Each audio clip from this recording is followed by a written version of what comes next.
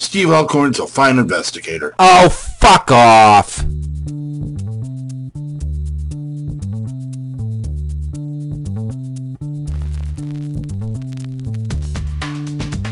This is the Fortean Slip with your host, Chris York. I don't need porn, Chris. I have a good woman. Listen, I have a good woman. I still watch porn. Co-host, Steve Alcorn. You are the top shit in Bigfootery if you get the invitation. Oh, are you? I've gotten the invitation 2 years in a row now, Chris. Wow, not me. And sometimes special guest, Matt Knapp. It's part of growing older, you know? Maturing. Makes me more dignified and stuff. Okay, George Washington. I opted for the, Is that what meth addicts say? That make me more dignified. Taking on all things strange since 2013. Wait a minute. I don't know what the hell. Are you saying that he's pregnant? Possibly. Was he implanted by one of these teenage aliens?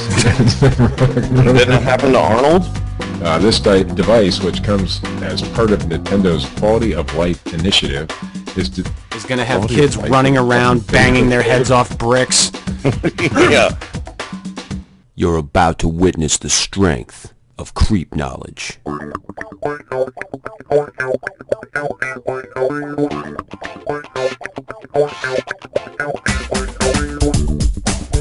Greetings and salutations, people of the interwebs. This is episode 98 of the Fortean Slip. This is the 98 degrees of Steve Alcorn. It's the show in which we discuss Steve and Nick Lachey's attempt to grow marijuana in Ohio after they shot it down legally. How's that going, Steve? I didn't do that. I know nothing about any marijuana growing. It's about you and Nick Lachey living together and having, a reality TV show where you grow weed. That would probably be a good show. It might. It would be better than that horrid piece of shit he did with his ex-wife. I still don't even know who Nick Lachey is, so. The horrid things I would do with his ex-wife. Oh, God. Oof. Back in the day. Anyway. Yes. I'm going to have to look up Nick Lachey now. Hold on. Yeah, okay. For everybody, this is Steve Alcorn. I just want to take a moment to let that sink in. Matt and I are on board with who Nick Lachey is. Yes. I'm not up with all the, Hollywoody stuff. I just want to know how he went from 98 degrees to, hey, I'm going to grow some weed in Ohio. Oh, I get it now. 98 degrees. Okay, I get it now. Do I need to play you a fucking tune? No, I get it fucking now. You Justin Bieber fan? He's completely familiar with 98 degrees, just not Nick Lachey. Yeah. I don't know names. He's well versed in boy bands, Matt. If I had said the Backstreet Boys, Steve would have been right there. New Kids on the Block, Steve would have been hanging tough. NKOTB. See, I knew he was gonna say it. He's on board. Yeah. You know what? I had a New Kids on the Block backpack. Steve, are you going in one direction? So you were like the only heterosexual male that bought one of their products. They didn't have backpacks. Did they have backpacks? I just made that up. But my sister, I think, had the Trapper Keeper though. Oh, really? So whatever. Yes. Trapper Keepers. God. And you just happened to carry it for her. I always had to have the coolest looking Trapper Keeper that I could find. And they never fucking panned out. Wasn't that the goal? There was no cool. Like you spent like day and day out like searching for the perfect one. Finally, you found one that was worthy. You hadn't seen any others like it, and you show up at school and two other bastards have it. Yeah, no shit, right? Because you all shop at the same fucking store. Yeah. Now you're the three jackasses that everybody knows went to Target. I didn't have a Trapper Keeper until they were actually out of style. So I think my mom got me one at a yard sale. I still have mine. One of them. Oh, it's probably worth a ton of cash now. Put it on eBay. You want to put everything on eBay. You'd put your mom on eBay. No, I wouldn't put her on eBay because she would be hard to ship. Craigslist, maybe. Have a day Local with pickup Steve only. Alcorn's mom. I would never do. I love Just my mom. rent her out. It's not going to happen. No. You need somebody to mow your lawn. My son's available. Buy him now on eBay.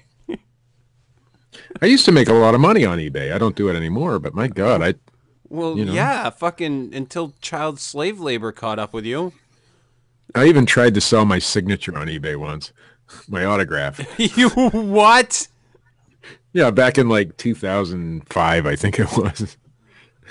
Was that kind of like the whole Jim Carrey writing himself $1 million check or something? I don't know. I just Buy thought my autograph now while it's worthless. that's I'll basically be famous someday. that's basically how I described it. I didn't get any bids though. Oh, that's great. I did do it though. I really. I bet. Oh no, I'm not fucking doubting that you did it. I actually had a semi-successful business on eBay for about a year selling haunted merchandise. Oh yes, we have discussed this before. You and I, man. Yes. I never got into that side of things. I was more into the women's panties and shoes, used shoes and stuff. Purchasing or? No. Oh. No, I didn't do any of that either. But No, he'd have women Yeah, wear the them. used women's shoe market is huge on eBay. It is. I thought about just Especially going if to you the offer fucking like thrift- international shipping. I thought about going to the thrift store and buying all the women's shoes I could find and selling them on eBay. And just But you have to have like a foot model to. yeah, well, that's okay. I can find somebody to put their foot. You can in the fucking squeeze shoe. your big ass foot in there. I don't think they care. Shave the old ankles. I don't think they care. Put on There some you go. pantyhose. Leg shave. Be down. I run a small business on eBay. You look So very wait. svelte. Matt Knapp you sold haunted items on eBay, Yes, I did. and you made good amount of money doing that. Pretty reasonable. Were these items actually haunted? No. Well, you hoaxed. You were a fucking hoaxer. I wasn't a hoaxer. I didn't. Well, okay. There was a couple of images that I may have slightly God. altered for effect. The truth comes out. Holy fuck. Yeah, shit. I guess we're gonna have to edit that out. It's all right. I'll admit I hoaxed a UFO video and it got like 7,000 views. So it's still up on my YouTube channel, but nobody ever. It's known as the Russell Crowe UFO video. No, it's not. It's the 4th of July UFO video, which was, well, just a Chinese lantern, but people bought it. Like your turkey UFO abduction. That was a good one. That wasn't a hoax though. It was That was true. I saw this. Well, the haunted items eventually ran over into how should I put this? Enchanted items. oh, well, that's Like better a plus because- one longsword? Well, vessels Two damage, hold Matt. no, vessels that hold the spirit of a genie that will grant wishes are also a big marketable item on eBay. Everybody's trying, to make just a quick way to success or whatever. So I started selling rings that, had the spirits of genies attached to them and stuff like that. Gins, And, as they're more commonly known. Correct. And actually, I did end up selling a ring that was literally out of a quarter machine at the supermarket. And the guy spent like $25 on it or something, and he received it. And I would just like to state that for the record, at the bottom, if you read the fine print, it did say this is for entertainment purposes only. Well, then you're not a hoaxer. Okay. Okay. Because So if you put the I disclaimer- sold this guy this ring, and it literally was a quarter machine ring, like nothing, just a kid's toy. And the guy bought it, and he sent me, a message afterwards, like cussing me out and telling me like, you should be ashamed. And I'm like, you're the one that just tried to buy a genie for $25 off eBay. And you're telling me I should be ashamed? Wait, it didn't have a genie in it? Is that the point? I mean, he really believed had a genie in it whenever I sent it to him. Now, I don't know. Robin Williams didn't jump out and have a bunch of witty lines. Hey, if you don't have a connection with the spirit world, that's not my problem. Hey, maybe that whole contract that he had that won't allow Disney to reuse his voice is what fucked up your ring. It was whenever I tried to sell Hitler's vampire medallion. God. Apparently, they have a problem with people selling Nazi memorabilia. Yes, they absolutely do. It does. So that was the end of my eBay career. You should start it back up, Matt. Sounds like you were. I mean, they didn't like ban your account forever. I can't handle the people. Because like they start asking questions like, how old is this spirit?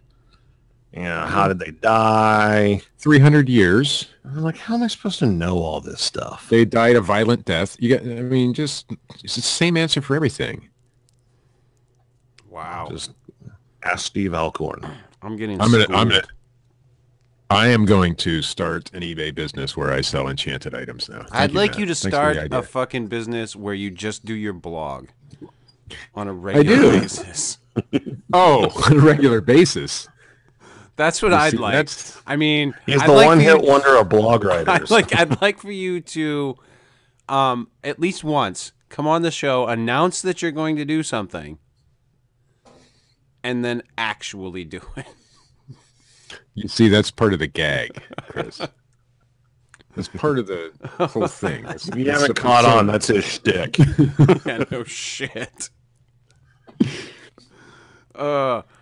So I went to the drive-through coffee place tonight because, when I go to pick up the dog that I take care of, I like to stop on my way home, grab a cup of coffee.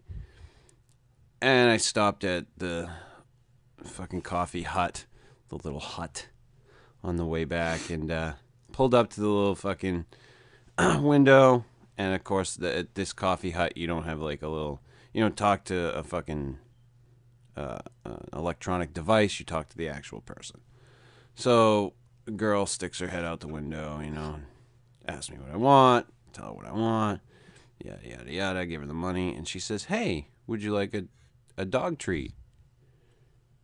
And I'm like, no, I wouldn't, but my dog would love one. And my fucking wife is disgusted. Just absolutely disgusted. So I finish up and pull, because then you got to pull up to the next window. So the window closes. And I pull up to the next window.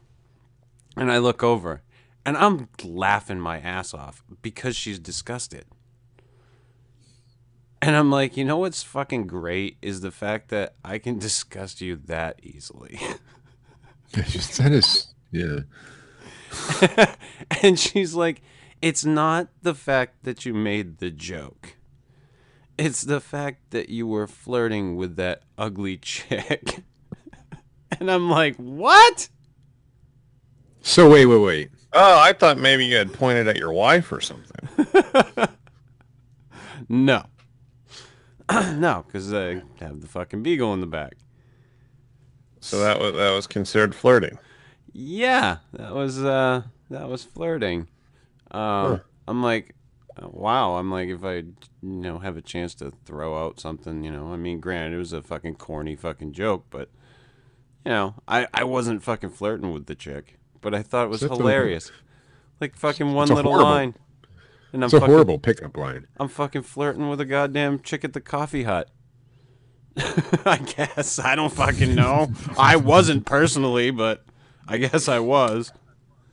I've had the same look of disgust from my girlfriend when I go to the local convenience store sometimes. Oh, I thought it's when you fucking wake up every morning No, because she's not here. She works third shift, so Oh. she doesn't have to wake up next to me every morning. She's trying to sneak out of the house. Where are you going? Oh, you're awake. I was going to leave a note.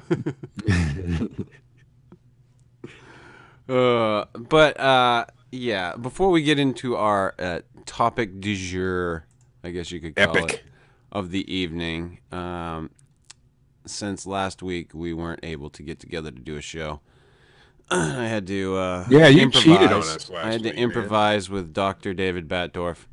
That ain't right. And it's pretty crappy whenever both of us can be replaced by one guy. I know. It is possible. And a guy who like has 6-hour pauses between his fucking words. Hey. You know? It works. Somehow it works. I don't know what to tell you. But I did not get to play the Richard Allen rant, which he did give to me last week, but I figured I'd wait for you gentlemen for this lovely bit o' honey, I guess I'll call it. It's I'm sure sweet. it's a bit of something. It's sweet, but it could rip your fucking teeth out. Sort How of about thing. a Brit of honey? So with and that, you guys think I'm bad. Holy fuck. Yeah, following the dog joke and that. yeah, I mean, Steve gets a free one. We should just. hey, I'm not saying that the dog joke was good. I'm not either. Like, I'm just saying that I threw it out there. You know, I'm willing to throw myself under the bus just as much as anybody else. It was fucking awful. But I seriously thought, like, the best part of it was I thought that it was her disgust was over me trying to make the joke. Yeah. So with that, you shouldn't have been disgusted if you're flirting because you're apparently a horrible flirt. I am. So without further, Nothing wins chicks over like bad jokes. what's that? Nothing wins chicks over like bad jokes. Listen, if you are a person who tries to be funny at all, like, forget it with the person that you're with. Like, just fucking Yeah. forget it. Because when I was with my ex-wife, I'll never forget, one day we were walking with some girl, and I had said something to make her laugh or something, and she's laughing. She looks at my ex-wife, and she's like, "Oh, he's so funny. How do you stand it?" And she fucking just looks at her with just disgust and just goes, "Believe me, it fucking wears off really quick." Yeah. Like, Well, it's because your humor is usually directed at somebody. well, it's not just that, but when you're trying to be funny and you try to be funny a lot, you wind up fucking constantly throwing shit out there, and you fail a lot. You'll fail horribly a lot. But when it comes to me, trying to be funny around her, she hears so much of it that she's just sickened by it. And I mean, in a sense, I get it. But it's like, hey, you're the fucking one that married me. Yeah, she probably wouldn't find that joke funny either. No. So, without further ado, the rantings of Sir Richard Allen. Greetings, minions! It is I, the great and glorious prophet of the Sasquatch. Boots on the ground. We need more boots on the ground. Searching the woods, doing grid-by-grid searches.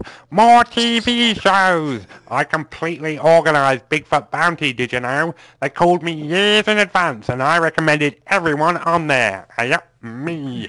Spike were like, "Hey, doing a Bigfoot show. Do we get that guy Meldrum? Nah, that guy's a douche. We need that insane mushroom-eating motherfucker from Maine. He knows his Bigfoot. He is entertainment." It's why I lost the show, you know. The judges were like, "Whoa, this guy's too badass. Better not let him win because he's too awesome already, right?" See, it was all orchestrated from day one. So, paranormal Bigfoot, right? Bigfoot, or forest people, as they are known as in certain circles, respond well to food being left out for them and trust. Some people say that's illegal, and they're stinks. Because what about bird feeders and leaving your food out for dogs and cats, huh? Is that not feeding wildlife? See how incredibly intelligent I am and how I effortlessly prove my point. People like Para whatever may think they're smarter than me just because they have more YouTube fans, but they're not, and those numbers lie. Where was I? Right. I know what I'm talking about when I say I know Bigfoot. Don't believe me? Ask Lupe Mendoza. He showed me loads of pictures so I know what they look like. Forest people. My friend and close associate Matthew Johnson has taught me nothing about them because I already instinctively knew it. But I'm helping him with his research. I'm not leeching off him. Whoever thinks that is an idiot and wrong, and I'll make a bunch of videos calling them out while my girlfriend totally agrees with me. I'm not an opportunistic weasel. I didn't totally just do a 180 on my Bigfoot ethics to get in with the popular crowd. Just because Woo is in the moment doesn't make my findings any less credible. So stop spreading your lies. Anyway, so like I said, I've been helping Matthew Johnson with his research, giving him some good pointers on how to habituate. Is he method My acting? Northern Made habituation site is obviously better in yielding more results, but put that down to experience. Me and Johnson shall be friends for as long as it's useful, as long as he wants to be. Just because I've turned on everyone who's tried to help me doesn't mean it will happen again. Anyway, it was their fault. They questioned me promoting known hoax, promoting my brand. I have Bigfoot research. The mushrooms told me. I made Bigfoot Bounty, and I told Patterson where to go for his research. It's all me. Alright. I can't do that anymore. So, Michael Merchant's a fucking douchebag, obviously. Sorry it took so long, but I was honor bound to leave him alone. The person who asked me to no longer cares, so it just goes to show how fucking douchey Merchant has become. Just a sad little deranged nerd, desperately trying to cling to the last shreds of whatever fame he thinks he deserves. It's not narcissism, it's antisocial, and it's schizoid, which is cool. I respect the process, but it's poorly implemented, and he just looks like a twat. But he has one redeeming quality, and that is his opinion of Phil Pulling. Phil Pulling is a genius, an intellectual genius. Didn't we have that discussion earlier? That's not getting old anytime soon. You're welcome, Steve. So my favourite hate mail of the week comes from Johnson supporter Patrick Epistemon, who is a total cunt, and I enjoy baiting him over in the BBB. It is a response to the joke blog I wrote parodying his military-style investigation of the whole Johnson said he found a dead Bigfoot body thing. It reads, "This is no test of the hypothesis, therefore you are not following the scientific method. I give you credit for attempting an analysis of before and after." Thanks for completely missing the joke, you utter cretin. What is the point in trolling these cunts if they're too stupid to realise I'm taking the piss? No, but I'm still going to do it because I'm a cunt. And I may be a cunt, but Matthew Johnson is the grand master of cuntness. Take it all with a pinch of salt. Listen, tell your fucking girlfriend to stop texting you while you're doing your rant, for fuck's sake. Oh my God, that was great. I could tell, like, the minute he started, like, I knew who he was fucking talking about. Oh, yeah, me too. So let me get this straight. The guy who asked him to not, go after Michael Merchant no longer cares? Did I hear that right? I guess so. So wouldn't that be, a Some guy named UK? Steve? No, that's me. Oh. No, I asked. There are other Richard guys too. named Steve, you know. Yeah. Oh. Okay. Who are no longer supporters of Michael Merchant. Yeah, so. Right. I'm sure there's a couple. No, some guy from the UK that, Hey, you got me, man. I think was the guy. Oh, yeah. I won't say his name on the show. But I don't know. It's all alleged to me. I know, but that's pretty big stuff. If that particular person has abandoned Merchant because he was his biggest fan for the longest time. That's what I'm saying. Michael Merchant is all about promoting Michael Merchant, whatever that may be. And that's what he's always been about. It's what he will always be about. It's how can Michael Merchant fucking make dumbass videos where he claims to go out in the woods, but yet we get the same shot from the same fucking road of the same fucking trees all the fucking time. It's amazing. And he's got to get that shot in the winter of him walking around in his bare fucking feet. Right. So, we've known this for a while. And people who don't, and people who try to act like, well, I'm just trying to get all the information. I'm just trying to get all the information about what's going on. Fuck you. Bullshit. Bullshit. Michael Merchant is full of shit, in my opinion. And anyone who takes the time to listen to him, in my opinion, should come to the same fucking conclusion.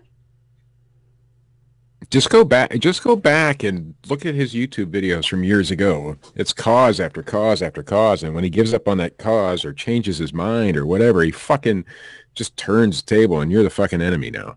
Or if you disagree with him about Lupe Mendoza or whatever, like we did, then you're the fucking enemy, and that's that. And he's got to be right all the time. So I think Richard's deal was spot on. That's all I'm saying. But to who the fuck is Michael Merchant? Yeah. Some jackass from Maine. I'm pretty sure when I did the Hoaxers of the World Unite video that he was at the end, and it said, "We still don't know what he does." But anyway, moving. The guy that looks like the dad off Family Ties. He kind of does. He's got a little bit of a Michael Gross look to him. Yeah, he does. He's more like the Michael Gross from Tremors, though.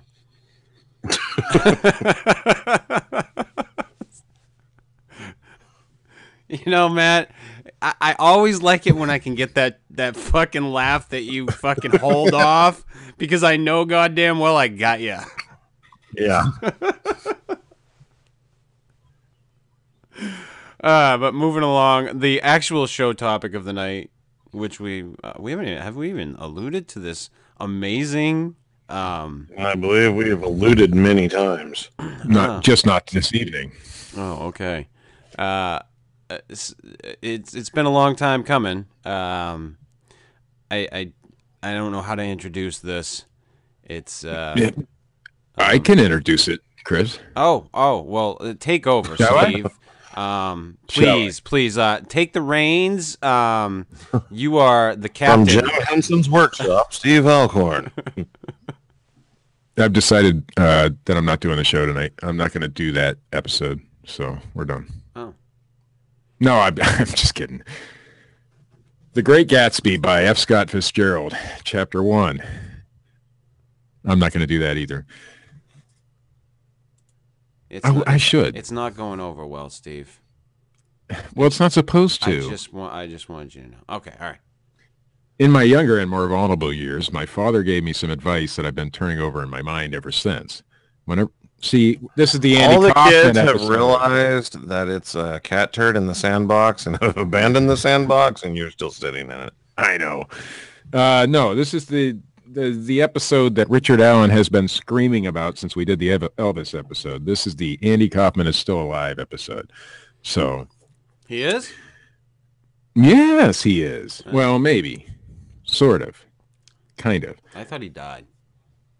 Well, May 16th, 1984. But now there's new evidence. New evidence has come out, Chris. Well, back in like 2014. Bob Samuda, you know who Bob Samuda was. He was his writer, friend, all that shit. In fact, he did the Tony Clifton character quite a few times. Well, anyway, he now says that Andy Kaufman did, in fact, fake his death. But then died 6 months later. No. That's not how it goes. Well, Zamuda wrote a book recently where he revealed all this stuff. But see, here's the thing. Zamuda had always maintained that Kaufman died in 1984 and that there was no chance that he'd ever come back because he was, in fact, dead. After 30 years, Zamuda changes his mind, and that's what I'm trying to get to the bottom of. Why has Zamuda changed his mind? Or why has he changed his story now? Because he wrote a book. Because he wrote a book. Well, here's the thing, though. He wrote it with Lynn Margulies, which was Andy Kaufman's girlfriend, and by all accounts, the love of his life and all this shit. And she still maintains that Kaufman died in 1984.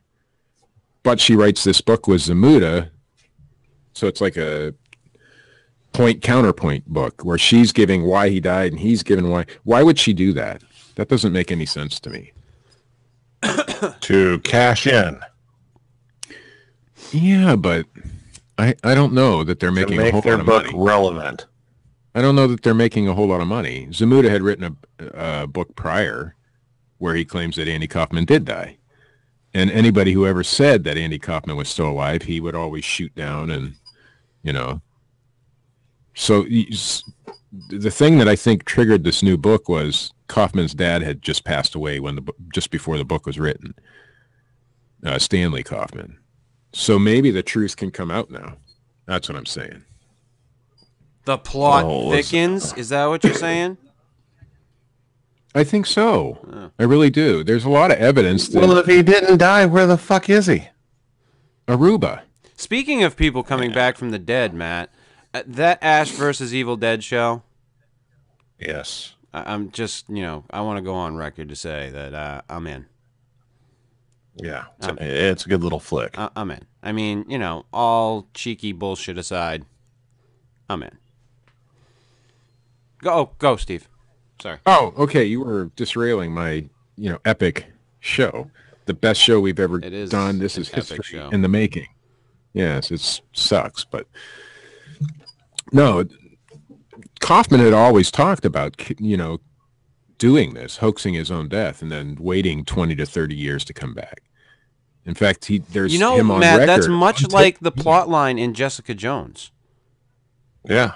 Another fantastic television series. Great TV show. On Netflix. If you haven't checked that out. What was it you said that we learned Luke Cage's new superpower, that he fucks the shit out of Jessica Jones? Yes. He has the unique superhero ability to dick down Jessica Jones. To break beds and just fuck everything up while he's fucking her. Yes. Oh, sorry, Steve, you were saying. See, you guys sat down and planned this beforehand, didn't you? What are you talking about? You see, people think that I'm just this dumb, I just happen to be country hick with a fucking cowboy hat that goes fucking miles to get car parts for a fucking vehicle that fucking falls apart. My car does not fall apart. I'm sorry. Didn't your car actually break down during that journey? No. No, it was the truck.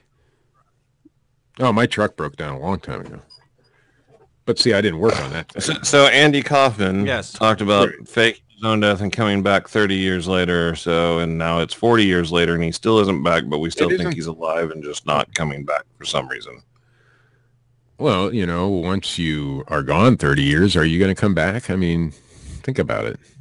But Bob Zamuda's got it all set up for him to come back. He won't be prosecuted and all this shit. He's gone to the authorities. He's gone to the insurance companies that paid out the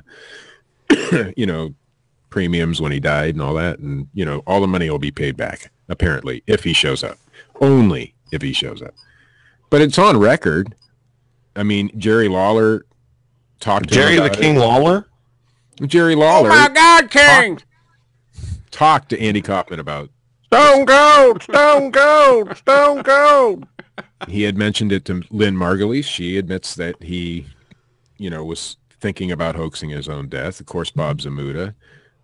He spoke. There was another gentleman, Alan somebody or other, who actually did hoax his own death at one point. He spoke to that guy about it. I mean, so he was really planning to do this, And here's the kicker. This is the one that's always got me. He had wrote a screenplay, and the lead character was his Tony Clifton character. But in the screenplay, Tony Clifton dies of cancer, lung cancer, in Cedars-Sinai Hospital, and then doesn't really die. He hoaxed his own death. He wrote the screenplay. It didn't get picked up by any studios, but he wrote that play like 2 or 3 years before he So died. what if you're a comedian that has a really twisted sense of humor, especially for your time, Like Kaufman, yeah. and you find out that you only have several years left to live because you contracted cancer? Wouldn't it be opportunistic to start doing things like that to make it look like you're faking your own death, but Absolutely. not really faking your own death, thus being Absolutely. the entire joke to begin with? Thus It making could yourself be, and that's technically immortal. Right. and that's my theory. That's part of my theory, and I Speaking think of immortal, have you had an opportunity to watch Supergirl? I have, Matt. Supergirl, Really? while I'm kind of on the fence with it. And here's why. Well, no, Here's I've why. heard No, they're getting ready to introduce a teenage Superman into it. well, that's the thing is where they have introduced Superman. He's fucking. They don't show him, and then they did the fucking Thanksgiving episode. Okay, and this is kind of why I'm on the fence. It's the Thanksgiving episode. Okay. Mm-hmm. Okay. Supergirl and Superman, they're cousins. They fucking get separated. She wound up getting here fucking later. Real sad story. She was supposed to take care of him. She fucking couldn't. He's now kind of taking care of her. Right. Thanksgiving dinner. It's the American thing to do Absolutely. with your family. Where With the your family. fuck was Superman? Well, maybe he was with Lois Lane. Hmm. Running around all her family. Listen, get-togethers. I'm thinking, cousin from a planet that exploded. Nobody has to know. Fucking. Why wouldn't you be with your family on Thanksgiving? That was my problem with it. So anyway, but other than that, good shit. Yeah, I also don't like the Muppet Baby take on showing him, where it's like, here's his boot in the scene or Right. his forearm. But Steve, you were saying, Andy Kaufman. See, I'm going to carry on, just like you guys aren't interrupting me. I'm just going to pretend that it never happened, except that I'm saying this. I was just trying to add to the conversation, Steve. Yeah. It's Okay, free flowing, I'm just gonna- Steve. It's always fucking.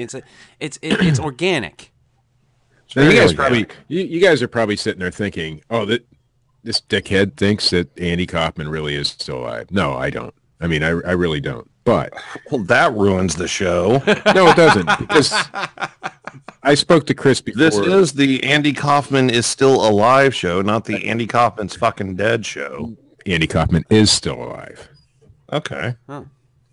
and just like you said, see, he didn't hoax his death; he hoaxed his life. He hoaxed his life. Oh, wait, after Andy death. Kaufman's calling. Oh, Wouldn't that be epic? But I just wanted to go over the Bob Zamuda theory of how this all went down. Now, Bob claims that he hasn't spoken to Andy in 30 years. Well, it would be quite impossible to speak to Andy if he is in fact dead, but you that can was get the a Ouija agreement. board. Well, yeah, if you believe in that sort of thing. I listened to your Daily Dose the other day, and, so it kind of turned me off of Ouija boards. But anyway, so there was and it's documented, there was another guy who kind of had the same build and everything as Andy and was suffering from cancer at the same time as Andy allegedly had it, and that there was a body switch in the hospital. Now, Zamuda claims, I think, and I don't think this is possible because the people who loved Andy Kaufman, like his girlfriend and his parents and everything would know. I'm sure they would know. But he claims that this guy was changed with prosthetics and everything on his face, just like the Tony Clifton character, to be made to look like Andy, and that when he died, then that's when Andy went into hiding. So that's Bob Zamuda's claim, which I think is a little far-fetched, but I've heard the theory before. That somebody's family let their dead relative be a body double. Well, see, if you dig up the grave, which nobody will, although there is a video on YouTube that purports to be the digging up of Andy Kaufman's grave. It's done in the broad daylight. It's not even 6 Speaking of foot digging down. up bodies, Matt, did you catch the episode of Arrow with Constantine? I did. I did. And I saw where they're talking about bringing Constantine back in that new DC show. Yes, Legends of Tomorrow. That doesn't even have anything to do with digging up a body. You're just interrupting me to interrupt me now. No, in that episode of The Arrow, they dug up a body and, well, they had before, and they brought her back to life, and she had a fucking, her soul kind of wasn't in her body, so Constantine had to fucking, help him do this little ritual thing and get her back in her body, Steve. They dug up the body, Steve. It fucking totally relates. See, you guys are just trying to throw me off my game, but I'm not going to let that happen.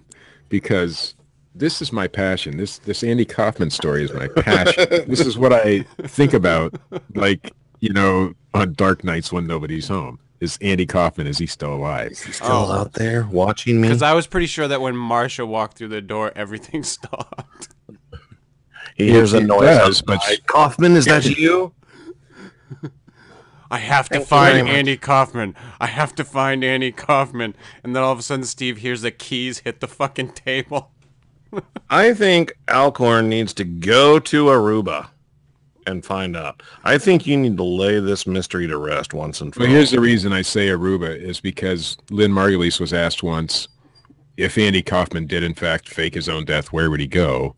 And she said Aruba because his passport was stamped Aruba for some reason. I don't know. And the kicker is that his passport was renewed early because it was due to expire in 86, which would have been several years after his death, a couple years. But it was renewed early in 83, I believe, and it was good till 1994. So, but the fact that they still have his passport kind of shoots the theory down that he's using it. So, unless he got a replacement. Well, I would assume he would change his identity. Of course he would. But here's the thing. Andy Kaufman is most likely in a grave in New Jersey, right? But if anybody could have pulled this off, I think it would have been Kaufman. It's almost, Matt, like Andy Kaufman was going for a second chance. Have you seen that preview for that show, Second Chance, coming soon on Fox? No, I haven't. What's that about? Well, it's this old, cop. He, winds up in this new young body somehow, but he's, stronger, faster, He's able to, do shit. The $6 million man? No, it's not the $6 million man. Don't interrupt me, Steve. I'm talking about something. Steve, Chris was talking. Listen, you're fucking like a child. You walk into the middle of a fucking conversation. You have no idea what's going on. This is Second Chance. I like hamburgers, too. Matt admitted that he didn't have no idea what you were talking about. He hadn't seen the preview, so I'm allowed to pretend. I was interested in how it played into what you were talking about, and Chris is explaining that. It doesn't play. He got a whole second chance. I mean, if Andy Kaufman did pull this off, it would be like a second chance. Yeah, Richard, genius. Kind of like that show Limitless, based on the movie. I haven't seen it. Matt. It opens up all aspects of your mind. I have watched the movie. But I have not checked out the TV show. You guys are trying really hard to pull a Kaufman. You're doing it all wrong. That's the thing. Pull a Kaufman? Who the fuck said we wanted to pull a Kaufman? Well, you're fucking trying to interrupt the whole show. I mean, he would have done something like that, I suppose. But he would have just sat there and read The Great Gatsby. I'm just trying to, input something into the conversation. That's all I'm doing. Something that's actually relevant to today's, Andy Kaufman. Yeah, Andy Kaufman and, TV shows. You guys probably weren't even Taxi relative fans. I'm guessing. You guys don't care. That's the problem. You don't care about Andy Kaufman. I do. Tony Danza. Angela. See, even Tony Danza doesn't know if Kaufman is really dead. Well, how the fuck would he? He was just in a TV show. He's too busy trying to keep his humongous Italian cock in his pants. Speaking of, wow. Even Kaufman's brother Michael still claims that Andy's alive. The best was when fucking Danza had that fucking talk show and he came out in that Spider-Man outfit with his fucking huge cock. Yeah, I will tell you, the key to the whole mystery is the movie Man on the Moon, and that was produced by Andy Kaufman. No, it could have been. If Andy Kaufman is still alive, he's hiding in plain sight. I guarantee it. He's been in movies. You just don't know it. He's been. How on would you TV, not just know don't it? Because he was the master of disguise. Nobody ever knew who played Tony Clifton. I mean, it was three He different wasn't guys. disguised. I mean, come on, a master of disguise, Like, How hard was it? put on like costumes. Like Dana Carvey? Yeah. No, the Tony Clifton character was all prosthetic. The face, it was all, and it looked really, actually pretty convincing. And you never knew who was playing the character. Michael Kaufman played it, which is his brother. Bob Zamuda played it, and Andy Kaufman played it, and maybe other people. I don't know. What's to say that Andy Kaufman still isn't playing Tony Clifton somewhere? Because there's places Or where perhaps he plays. he played 2 roles in Taxi, and is actually Christopher Lloyd, Doc Brown from Back to the Future. He may be, but I don't think so. I'm just saying. Danny DeVito, perhaps. My gut tells me Andy Kaufman is dead. My investigative side says that he could still be alive, and there are clues to that. But the whole key to the whole thing, according to Bob Zamuda, is the last scene in Man on the Moon. When you see Tony Clifton on stage and Bob Zamuda standing there, because at that point, people only knew that Bob Zamuda and Andy Kaufman played Tony Clifton. Of course, Michael also did. So it was a lie. But you see Michael in the audience, and it was a tribute to Andy Kaufman 1 year after his death in that movie. So the whole key to the Andy Kaufman mystery, according to Zamuda, is that last scene in that movie. So That's riveting. I'm on the edge of my seat right now. Is he alive? Speaking of riveting, he's alive? I don't know. Oh. The thing about all these celebrities that people think are still alive and fake their own death is that they never come back. Elvis died. Come on. I mean, I know we did the episode and I acted. Elvis is a secret agent. No, Elvis died. Who else? Tupac. They said Jim Morrison faked his own death. He's dead. I mean, come on. A lot of these people who they claim, obviously, Tupac. Mama Cass. Who said Mama Cass faked her own death? I did. Oh, well, you're wrong. I love Mama Cass, by the way. It's good stuff. But anyway, but the one person, if it's possible to do, I think Andy Kaufman could have done it and pulled it off because the man always stayed in character, that kind of thing. So he never got out of character once he got into it, until that time was right for him to get out of that character. And he was convincing about all that stuff. And he talked about doing it, and he wrote a screenplay that mimics the exact happenings. He died at the same hospital of the same thing, I don't know. I want to say he's still alive, but I don't know. He'd be 65 or 6 now, I think. He'd be 65 years young. It's the way they say there's been sightings of him in New Mexico. There's been sightings of fucking UFOs in Mexico, Steve.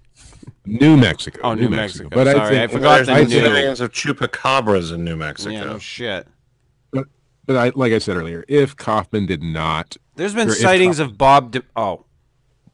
No, there's not. No, nobody cares. If Kaufman did not die in 1984, I think that... Speaking of 1984, Matt, Van Halen. Oh, you ate one too. Like I said, if he did not die in 1984, he's been in the public eye. You're really kind of starting to like teeter-totter here, Steve. No, I'm just saying. Is he alive or not? I don't know. And even you got to pick a side of the fence, man. You can't pick a side of the fence in this one. You can't. There's no sides to the Andy Kaufman fence of death. No, because everybody who knew him in life still doesn't know. So you think he would like still be alive, still be in movies, like still be performing and absolutely in the spotlight, and just nobody figures it out? Right? Wouldn't that be the epic joke? Wouldn't that be? Yeah, if you could pull it off. Andy Kaufman is Stan Lee. I just think he would have already delivered the punchline. No, but see, Andy never had a real... The punchline was our reaction to the whole thing. Right now, this is the punchline. We're talking about it 30-some years later. See, that's the punchline. Yeah, because you and the British guy wanted us to talk about it. Well, the British guy's been begging, and then I told him... What if the British guy is Andy Kaufman? Mind blown. Yeah. Somebody told the British guy that we were never going to do the show because I didn't want to. So then I had to do the show because the British guy thought we weren't going to do the show. See? So you pulled a Kaufman. Well, no, not really, because I would have come on the show, let Chris introduce it, and then just unplug my mic and walk away if I was pulling a Kaufman. That would go over so well in this format. Yeah, pre-recorded really works well. Well, see, that's the problem. And I would have just continued reading The Great Gatsby, or in fact, I considered giving you all the news stories and then reading The Great Gatsby as the news, but I figured I'm not a very good reader. It wouldn't come across well. Speaking of which, Steve, because I'm tired of you flip-flopping, do you have any news? No.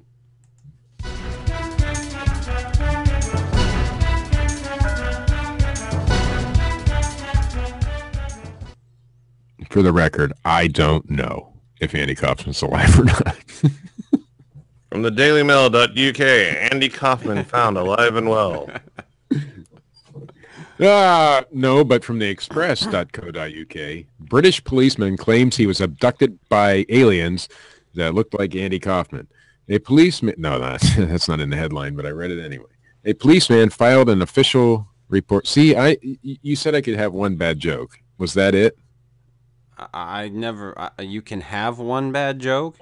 I think Matt said that earlier in the show. We allow a free one. Oh, yes, Matt said I never said that, so... Chris never okayed that. I didn't fucking concur. All right.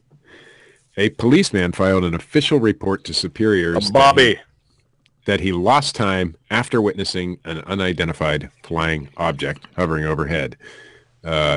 Alan Godfrey, a former PC, whatever that means, with... Police constable, Steve. Oh, yeah, see, I have to have my UK friends tell me what all that shit means. I don't know. But you're not... I just made that up, actually. It probably is. I don't know. Anyway, he was with the West Yorkshire police. He remains convinced he may have been abducted by aliens as he nears the 35th anniversary of the shocking series of events. Mr. Godfrey... By the way, Richard Allen says I'm fucking racist against British people. My last name's York, you motherfucker. And that's not a fucking race of people. Just where you fucking live, jackass. Mr. Godfrey was on patrol in Todmorden in the early hours of November 28th, 1980, when he insists a large UFO spotted him while he was on search for missing cattle. He was on his way to Clarissa's vagina. Why do they have such fucked up names over there? I don't know. Well, this guy's name ain't that bad. The name of the town is funny. Todmorden is the name of the town. That's a weird name. Just some dude's name. The officer was in Burnley Road. You're racist against these people too then, Matt. Absolutely. Yes. The officer was in Burnley Road on the outskirts of town looking for the farm animals that were reported missing and about to give up when he claims to have seen what he thought was a bus approaching from a few hundred meters away. But as he got nearer, he realized it was not the 5 a.m. commuter bus, but instead a large mass. He said at the time it was a fuzzy oval that rotated at such speeds and hovered solo over the road that it was causing the bushes to shake. I don't know why this story makes me laugh. He said that at the time, I already read that sentence. He claims he stopped to sketch the UFO because that's what you do when a UFO is hovering on his notepad, but was overcome by a burst of light. Because he wasn't allowed to use his phone when he was on the clock. Well, it was 1980, Chris. Oh. I didn't know this was in 1980. I wasn't paying attention, Steve. No. I lost interest when you said we were doing the show on Andy Kaufman. So like 2 weeks ago, when we had the discussion about the show, you lost interest already. Yeah, I was done. I had a crush on a girl in the 6th grade named Carrie Kaufman. I don't know anybody named Kaufman. His initial recollection was that he was then driving his car again further up the same road when the mysterious UFO was gone. He says he turned around and returned to where he believed it happened. What the hell? How the fuck did I get here? The area was wet due to the nighttime rain, but he found a circular patch where the road had been dried in a swirled pattern. He also noticed his police boots were split at the sole, a possible sign he had been dragged along. Once back at the police station, the officer realized it was much later than it should have been, and he had lost around 15 minutes. He got struck by lightning and knocked the fuck out. Anyway, so now he's coming forward with claims that he was abducted by aliens because of split boots, apparently. I don't know. I lost one of our stories, but I'm going to read this one, and then I'll have to go look for the other one. Oh. I forget what the other one was. From the Columbia Daily Tribune.com. Paranormal investigators search for evidence of haunting. Okay, at this point, me and Chris both know which story is missing. Okay. Which Just story? put it out there. No, continue. Well, I got to find it now. Sorry. Where was I? Oh, it's nearly 11 p.m. on a chilly October night, and Nikki Carver is talking to a dead man. Shrouded in the darkness of a farmhouse north of Columbia, the glowing green light of an electromagnetic field meter faintly outlines the sharp features of her face. "Are you here, Bob?" Carver says, speaking to the man, rumored to be haunting the home. Carver waits in silence for the meter to show some sign of paranormal activity. Investigators often use these meters to detect minute changes in electrical current that they say indicate presence of a spirit. The light remains green. "If you're here, could you go ahead and tap one of us on the shoulder?" she asks. A deathly silence falls over the room. Nobody responds. I don't like this story. Get to the meat and fucking potatoes of this fucking thing? Yeah. Is this going to turn into like paranormal erotica anytime soon? It should. The ghost slid his hand up her skirt. She gasped in agony. Okay, here is the meat and potatoes of this story, and the only thing that makes... The hand was chilling to touch on her vagina. The only part of the story that matters is right here. In 2011, Carver helped found the Ladies Investigative Paranormal Society, or LIPS. For sure. Yeah, got onto that one. I like them when they hang down. Oh.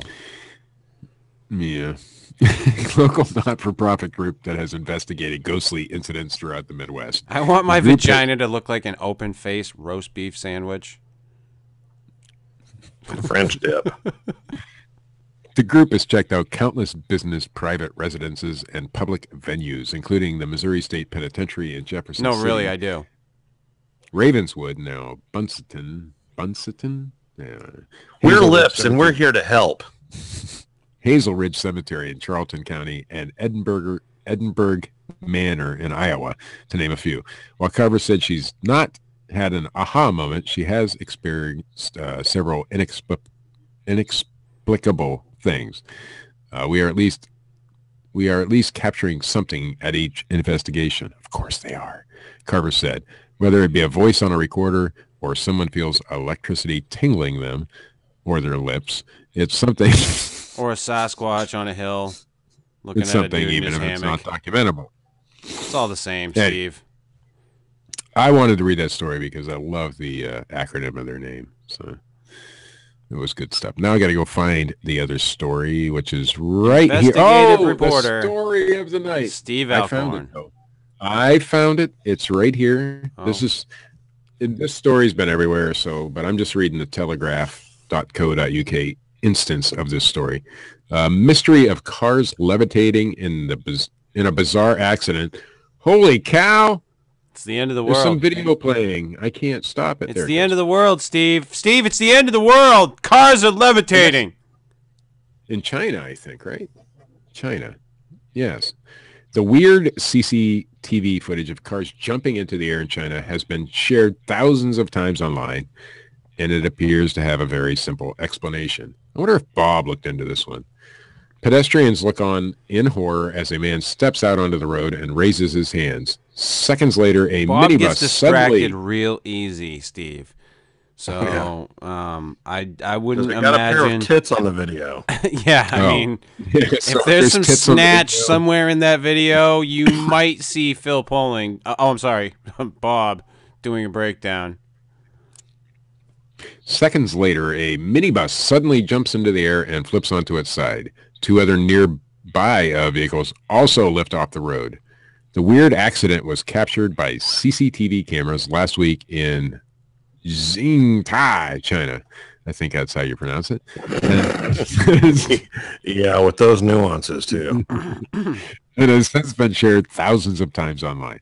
It may sound like something out of Star Wars, but if you look very closely at the video, you can just about make out what actually happened. Just before the minibus rises into the air, you can see a faint black line to the left of the screen, which police believe was a cable or thick wire.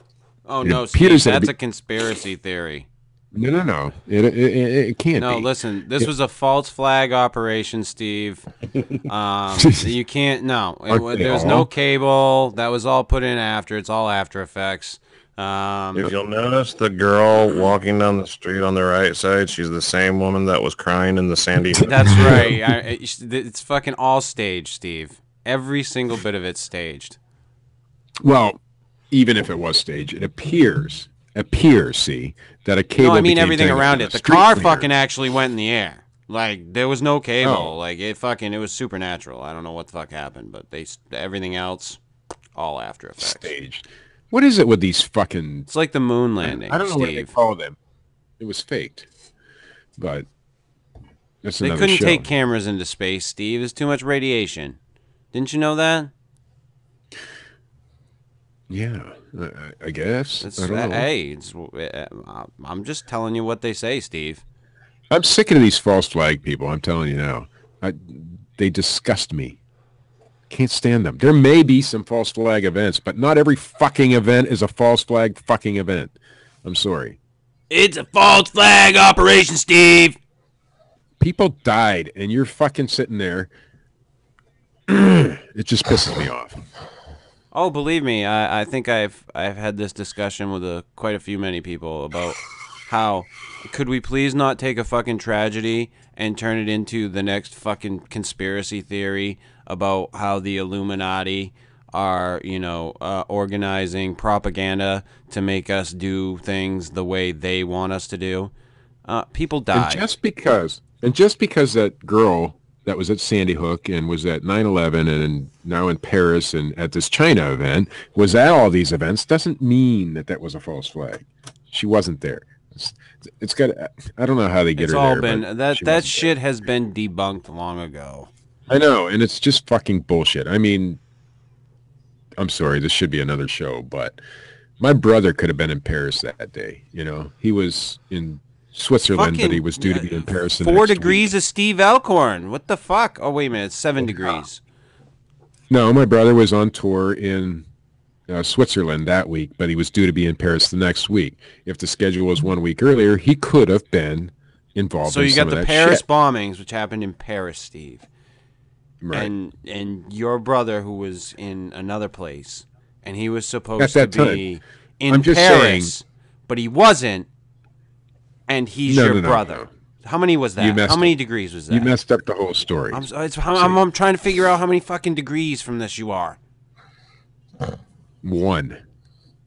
My brother. 1 No, degree. no, because he was so many degrees away from the attack. degrees. No, see, that's not how that works. We're doing the show together. I have a friend named Megan. Megan's cousin dated Conan O'Brien a long time ago. Conan O'Brien had Kevin Bacon on his show. Ho, ho, ho, oh, whoa, whoa. Yeah, that's right. All right. You guys, are Damn. connected. That's less than 7 degrees too. Yeah. No shit. I can get to Tom Cruise even quicker. You ready? I went to high school with a kid named Mark Balukas. Mark Balukas starred in various things such as Buffy the Vampire Slayer and some other things. And some other things. Summer Catch. Yeah. Summer Catch and some other movies. The Vietnam War one with Mel Gibson. What was that one? We Were Soldiers. Yes, that one. He was in that. Anyway, and then he did a movie with Tom Cruise and Nicole Kidman. So I am 2 degrees away from Tom Cruise. I thought this was going to go a Scientology route. Sorry. Yeah. No, thank God it doesn't. Well, no, maybe. I didn't. and I got in a fight with the kid in gym class in 8th grade. Chris, can you do something about this? The news is over, by the way, and it has been. Yeah, I can. It's called, there are open casting calls for the co-host of the Fortean Slip. If you can read the news... I'm telling you. If you have some wacky stories about how shit came alive and you've seen a few things that maybe you didn't see, that's always helpful in this situation. But it's not necessary. You can send your resumes to the Fortean Slip at gmail.com. And if you've had any cryptid sightings, Night that and didn't Day. actually He involve was in that sightings. Yes, that was the name of it. especially those help in this matter. But other than that, Steve, could you? It was Cameron Diaz, could not you seriously, the other lady. Seriously, this week, get me fucking Mick West. It was called Night and Day. Tom Cruise and Cameron Diaz. Oh God. Andy Kaufman is Cameron Diaz. He played Rodney. This has been 2 degrees away. the Fortean Slip, episode 98, the Chris and Matt don't give a fuck episode. Fuck, I'm 2 degrees away from Mel Gibson, too. If you like this shit, hit the thumbs up button. If you don't, hit the thumbs down button. Leave a comment. Share this shit around, people. Share it. Share it everywhere. Share it with your mom. Share it with your grandma, your granddad, pappy. I'm 2 degrees away from Jay and Silent Bob. Because he was in that movie, too. Send all your hate mail to Steve Alcorn at slicktoys@yahoo.com. That's SLIK, no C. TOYS. And as always, check out Dred Funn at dredfunn.com and youtube.com/Dred Funn. See ya!